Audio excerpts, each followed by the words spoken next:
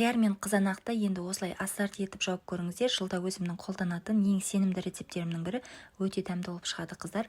Алдымен көкөністеріміздің барлығын салқын сумен жақсылап 2-3 қайтара жуып дайындап аламыз. Одан кейін қиярды салқын суға салып 3-4 сағатқа қалдырамыз. Банкаларымды да булап дайындап алдым.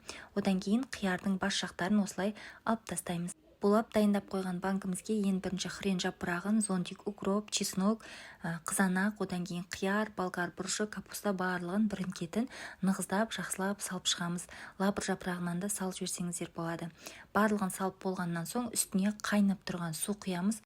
Суды құйғаннан соң қақпақтарын жауып, шамамен бір 20 минутқа осы суда қалдырамыз. 20 минуттан кейін бұл суды сүзіп аламыз, төк тастамаймыз қыздар.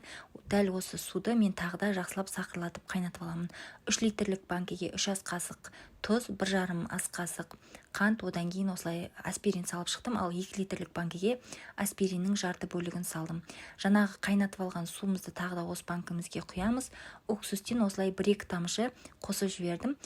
Қақпақтарын жабуға маған жолдасым көмектесті. Осымен банкамыз дайын. Қысқа сақтайтын жеріңізде сақтай берсеңіздер болады. Ас болсын.